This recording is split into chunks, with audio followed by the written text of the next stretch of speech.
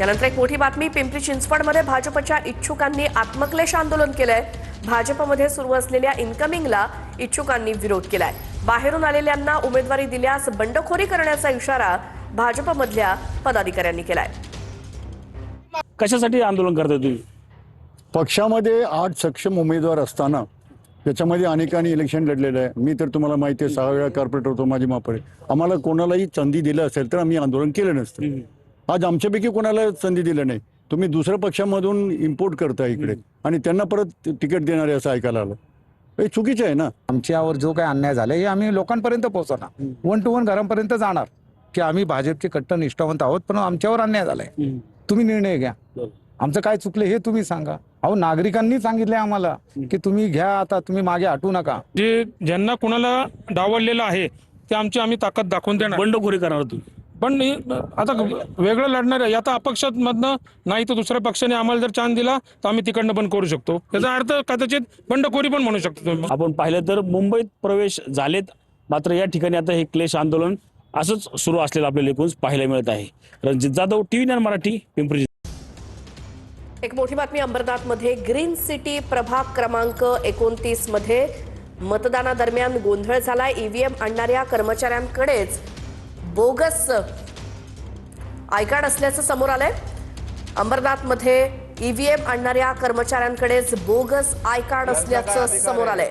त्यामुळे इथे गोंधळ उडालाय। काही जणांनी यावरती आक्षेप घेतलाय।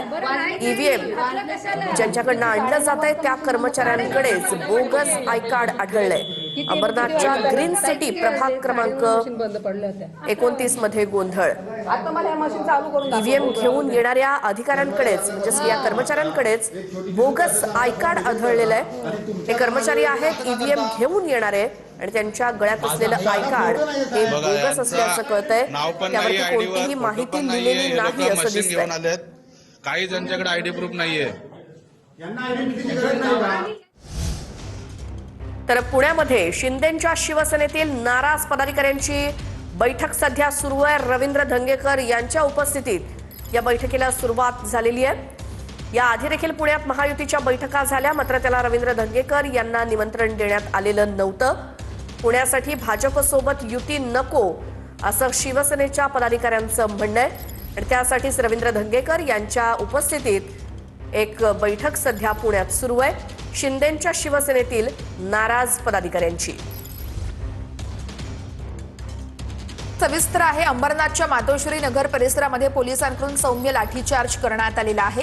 भाजपकडून पैसे वाटप सुरू असल्याचा शिंदेंच्या शिवसेनेचा आरोप आहे। शिवसेनेच्या आरोपानंतर परिसरात काही काळ तणावाचं वातावरण देखील निर्माण झालं होतं आणि कार्यकर्त्यांना पांगवण्यासाठी पोलिसांकडून सौम्य लाठीचार्ज देखील करण्यात आलाय।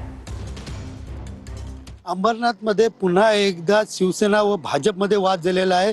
विशेषतः अंबरनाथमधील मातोश्री नगर परिसरामध्ये 15 नंबर वॉर्डमध्ये पोलिसांना लाठीचार्ज देखील करण्यात आलेला आहे। एक 8-10 लोक आले इकडे आणि बोलायला लागले तुम्ही पैसे वाटताय। त्यांना सांगितलं हे एवढा ओपन मंडप आहे, सगळं ओपन आहे, समोर टेबल आहे, कुठे पैसे वाटतोय तुम्ही चेक करून घ्या। ते बोलतात नाही तुम्ही पैसे वाटता, बरं तुम्ही चेक करा। आणि हे आम्ही त्यांच्याशी चर्चा करतच होतो, पण त्यांनी फोन करून काहीतरी 100-150 पोरांना बोलवला। 100-150 पोरं आले तर सर आम्ही पोलिसांना फोन केला की बाबा असं लोक पोरं आले, आम्हाला काम करू देत नाही, आमच्या मंडपात घुसलेत। पोलिस आले, पोलिसांनी त्यांना समजायचा प्रयत्न केला, कोणते लोक समजून घेत नव्हते, सगळे गुंड पोरं होते आणि त्यांच्यावर लाठीचार्ज करून पोलिसांनी त्यांना इकडून हाकलून टाकला। मी त्यांना सांगत होतो की ते पैशाचे वाटप नाहीये, चिठ्ठी लोकांना मतदान करण्यासाठी तिथे बसवलेलं आहे। ते आम्ही चेअर टाकले होते वरिष्ठांना, कारण धूपमध्ये ते उभा राहू नये, पण त्या बायकांनी गोंधळ घालण्याचा प्रयत्न केला आणि 8-10 पोरे जे आले ते अंगावर यायला लागले। इकडे आम्ही कुठल्याही प्रकारचे पैसे वाटत नाही आहोत। आम्ही जे इलेक्शन कमिशनचा नियम आहे त्याप्रमाणेच काम करत आहोत। पण शिवसेनावाल्यांना त्यांना हारण्याची भीती वाटते म्हणून ते लोक इकडे लोक पाठवतायत आणि इकडचा माहोल खराब करतायत। अंबरनाथमध्ये जसं मतदान प्रक्रिया शेवटच्या टप्प्यावर आली तर तसं कुठेतरी शिवसेना भाजप असेल या दोघांमध्ये संघर्ष पेटलेला या ठिकाणी दिसून येत आहे। कॅमेरा पर्सन गणेश राहटेसह सुनील जाधव, TV9 मराठी, अंबर।